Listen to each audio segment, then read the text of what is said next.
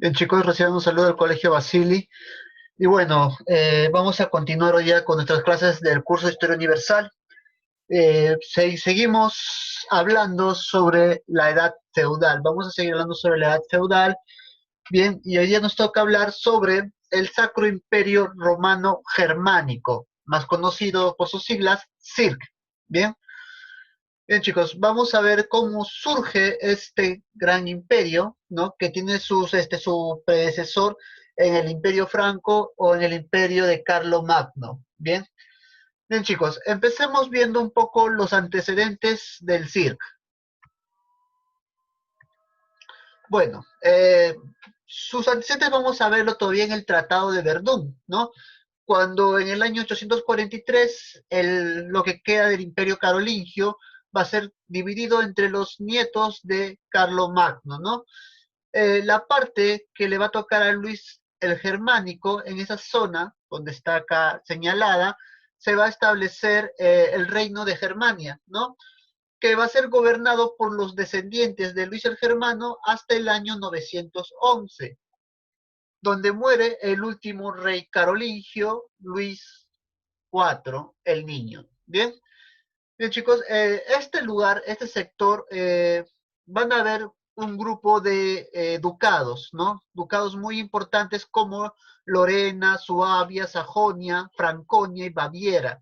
En la práctica, el rey Luis IV gobernaba, ¿no? Pero quienes tenían, cada duque tenía pues el poder de su territorio, de su ducado, ¿no? Entonces el rey solamente venía a ser su representante nada más. Bien, chicos, entonces los antecedentes lo encontramos en el Imperio Carolingio, ¿no? En la división del Imperio Carolingio. Ahora, ¿cómo surge el CIRC o el Sacro Imperio Romano Germánico? Bueno, eh, la formación del Sacro Imperio Romano Germánico, perdón, eh, también se le va a conocer como el primer Reich o el Imperio Antiguo. Bien, el poder de este imperio va a recaer en el emperador romano germánico desde la Edad Media hasta inicios de la Edad Contemporánea. El primer emperador del CIRC va a ser Otón I, bien, quien es nombrado emperador en el año 936. Acá tenemos el mapa del Sacro Imperio Romano Germánico. Eh, Bien, chicos, durante la existencia del CIRC han habido distintas dinastías. Hoy día vamos a hablar de dos dinastías principales, la dinastía sajona y la dinastía franconia. Empecemos con la dinastía sajona, que va a gobernar el CIRC desde el año 692 hasta el año 1024. Y como ustedes ya saben, cada dinastía viene a ser el gobierno de una generación, ¿no? Por descendencia, de padres a hijos va pasando el poder. Bien, empecemos viendo la dinastía sajona. Bueno, la dinastía sajona, como ya les había mencionado, va a gobernar el CIRC desde el 692 hasta el 1024. Acá podemos apreciar su escudo de armas. Y tenemos a los cuatro emperadores de esta dinastía. Otón I, Otón II, Otón III y Enrique II. Ellos cuatro son los que gobernarán durante esta dinastía. Bien, empecemos hablando de Otón I el Grande. Bueno, inicialmente rey de Alemania del 936 al 1024, va a ser nombrado emperador del Sacro Imperio Romano Germánico y primer emperador, ¿no? Va a ser el primer emperador de este gran imperio. Sus funciones básicas va a tener funciones muy importantes como la reorganización del reino alemán. Va a ser una figura política muy importante durante todo el siglo X. Va a ampliar el Sacro Imperio Romano Germánico, anexándose el reino de Italia en el 951, derrotará el avance de los húngaros, ¿no? Los húngaros que venían avanzando, invadiendo territorio en la batalla de Lechenfeld en el año 955. y será coronado como emperador del Cirque por el Papa Juan X, o perdón, Juan XII, en el año 962. Acá tenemos a Otón I y una representación de la batalla de Lechenfeld, ¿no? Finalmente, Otón I morirá en Sajonia en el año 973.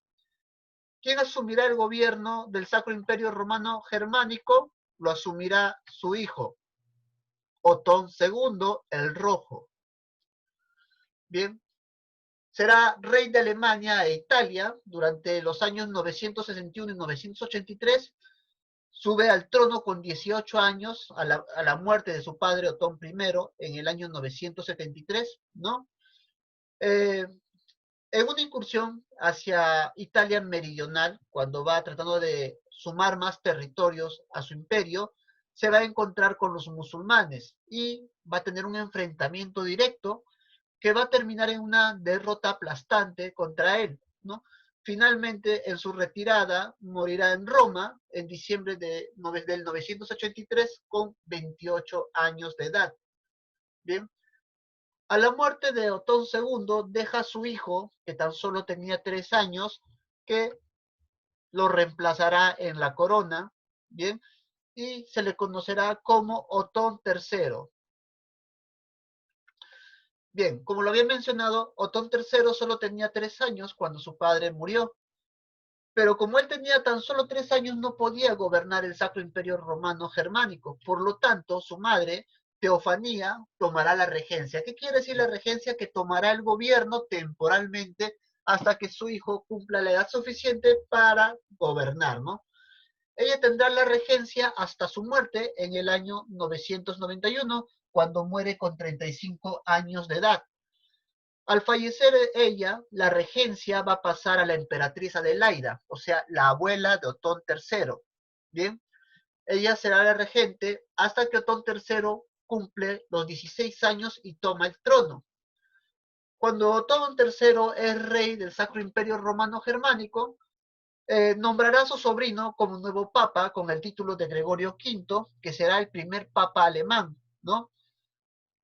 Por una revuelta que se va a dar en Roma, va a ser expulsado de Roma. Bien, Otón III es expulsado de Roma y cuando intenta retomarla, cuando va a intentar recuperar Roma, va a morir, muere en el castillo de Patermo en el 23 de enero del 1002, ¿no?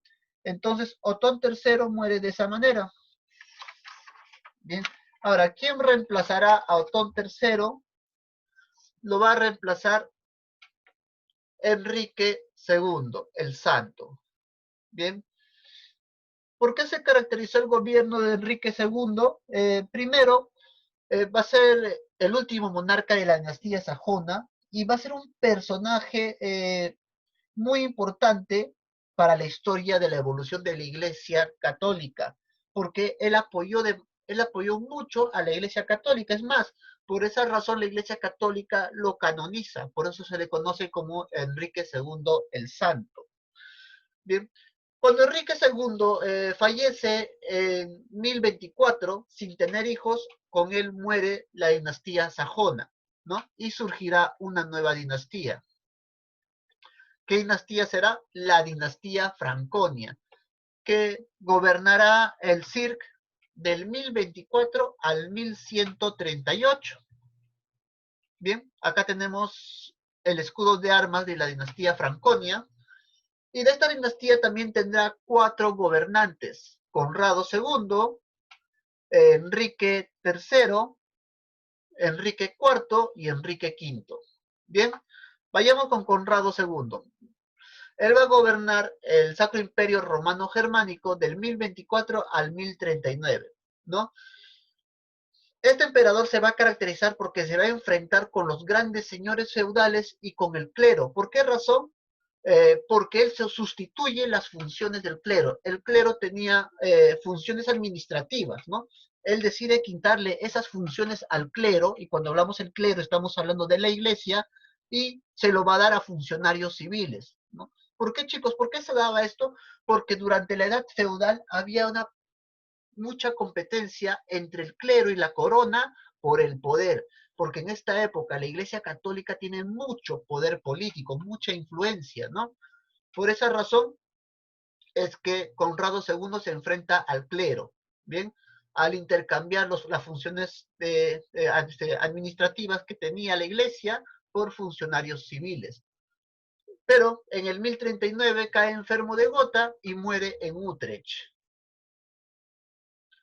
Luego tenemos a Enrique III el Negro, que va a gobernar de 1039 al 1056, es decir, durante su reinado, el Sacro Imperio Romano Germánico va a llegar a su apogeo, ¿no? Va a llegar a su máximo esplendor, punto en el cual ya no va a retornar hasta el gobierno del emperador Carlos V, ¿no? Entonces, Enrique el Negro logró un avance significativo del Sacro Imperio Romano Germánico.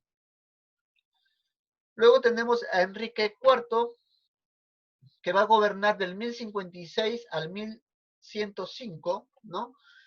Y él se va a caracterizar porque durante su gobierno se va a dar la querella de las investiduras. ¿En qué consiste esto o qué pasaba? Lo que sucede es que el emperador del Sacro Imperio Romano Germánico era el que escogía a los obispos, era los que nombraba a los obispos, y el obispo viene a ser un alto cargo dentro de la Iglesia Católica, el obispado. Entonces, como el emperador era el que escogía al obispo dentro de este Sacro Imperio Romano Germánico, al papado no le gustó eso. Entonces hubo un enfrentamiento entre el papado y el emperador. Por esa razón es que se da la querella de las investiduras, ¿no? Donde se va a enfrentar Enrique IV contra el papa Gregorio XII, ¿no? Entonces va a haber un confrontamiento, ¿por qué? Porque al Papa Gregorio XII no le parecía que el emperador sea el que nombre a los obispos, sino que el papado tenía que tener ese derecho. Por esa razón es que se da esta querella. Bien, chicos. Y luego tenemos a Enrique V. Enrique V, que va a gobernar del 1105 al 1125, finalmente con él se va a firmar el concordato de Worms, donde se acaba la querella de las investiduras, ¿no? Que al final, en pocas palabras, esta querella de la investidura era una pugna, una lucha por el poder entre el emperador del Sacro Imperio Romano y el Papa, ¿no? Los dos luchaban para ver quién tenía más poder. Eso era lo que al final venía a ser esta querella. Pero finalmente esta querella se soluciona con el concordato de Worms, que se firma en el 1122, ¿no? Lo firma Enrique V con el Papa Calixto I. Y de esta manera termina este problema. Bien, chicos. Bien, chicos, de esta manera es como se desarrolló el Sacro Imperio Romano Germánico. Acá les estoy dejando su tarea.